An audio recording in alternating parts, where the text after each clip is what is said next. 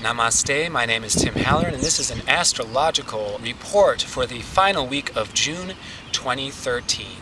And there is so much happening right now, folks. There is so much going on within and without that it's very difficult for me to sum it up in a short amount of time.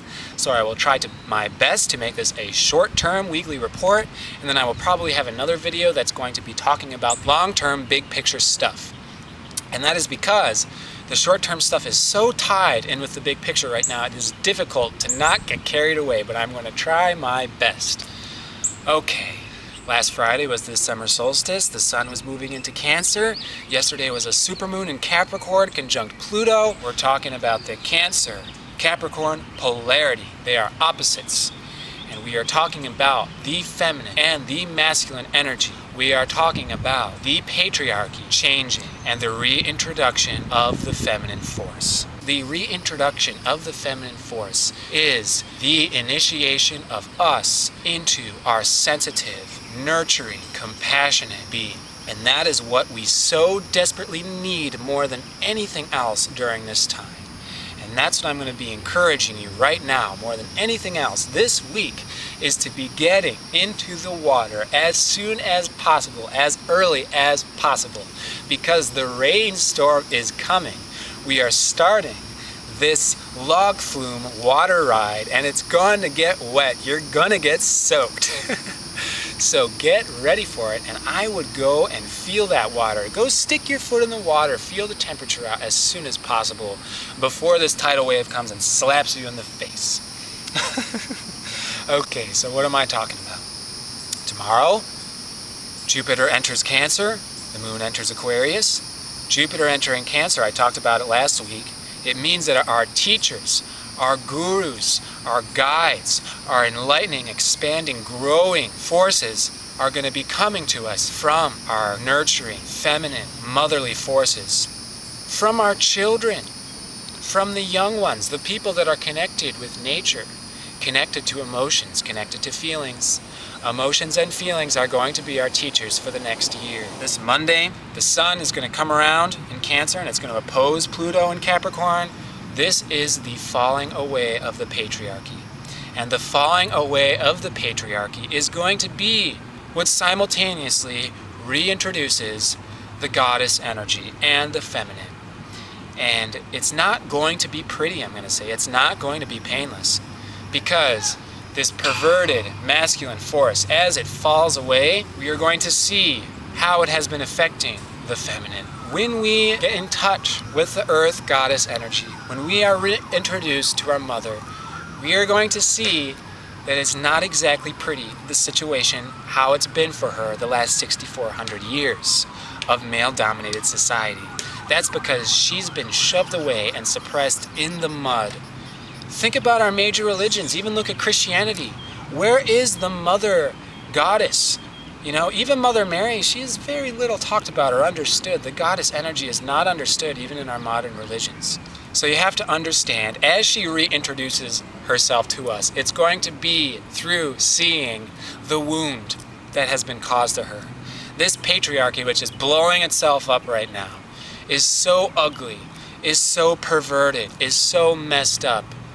We are going to feel it.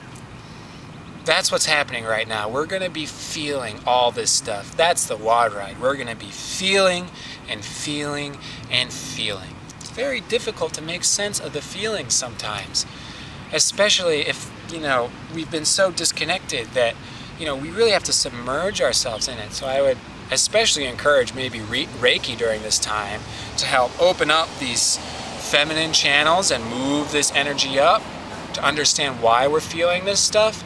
Because it's important to be feeling. It's important to be awakening our compassion. And as we awaken our compassion, we're going to be feeling the pain and suffering of others. We're going to have to. It's vitally important that we feel the pain and suffering of this world if we want to heal it. A truly spiritually aligned person is going to be aligned with their heart. And when you have an open heart, you are submerged in the water and you are feeling everything. You are feeling what your neighbor is feeling. You are feeling what your partner is feeling. You are even feeling what the people in third world countries are feeling. You know, if you're gonna watch these TV shows and movies where people are just getting slaughtered, you suddenly start feeling these things and you just can't do it anymore because it's too real. Life is real. Life is not something you need to get over. Life is something you need to get into. And that is where we are going, man. We're getting into life. It's gonna get real. It's gonna get real. You know, this stuff's gonna be stirring up in our inner sphere, in our personal sphere too. You know, there's gonna be relationship stuff. People are gonna be emotional. People are gonna be feeling all this stuff, and it's gonna be crazy, and people are gonna be bumping into each other, and there's gonna be ego bruises. And that is what we want. That is what life is about. The only way you're gonna learn, the only way you're gonna awaken this kind of sensitivity that we want is through bruising, is through bumping into each other. Because pain and suffering is not about getting over it, it's about getting into it. And this is what we want. We want to be getting into the feeling of life. We want to be getting into the deepness of life, so that way we can taste the flavor of life and experience the beauty of life and hear the music and partake in the dance of life, which requires us coming into our being, coming into what it means to be a human being, living a human existence, not throwing these things away, not saying, I don't exist here, none of this stuff is real, it's all an illusion, it's all impersonal. We want to be getting into the depth of life right now. We want to be experiencing it personally. And then we will understand what it means to be having all these feelings, good and bad. And then when we understand the good and the bad, we can see the beauty in all of it. And then, no matter where the water takes us, no matter if we're on the crest of the wave or the peak or the bottom, whether we're at the top of the ocean or the bottom, it doesn't matter which way the ocean takes us, because it's all the ocean, the infinite, beautiful, flavorful life. One last recommendation. If you are a spiritual person who is doing spiritual practices, really encourage it at this time. Be tapping into that, getting into the feeling, into the flavor. You know, maybe don't work so many hours as you normally would. Maybe don't do so many mundane chores and those kind of things, because like I said, that's the aspect of reality that is losing its grip on us, thankfully.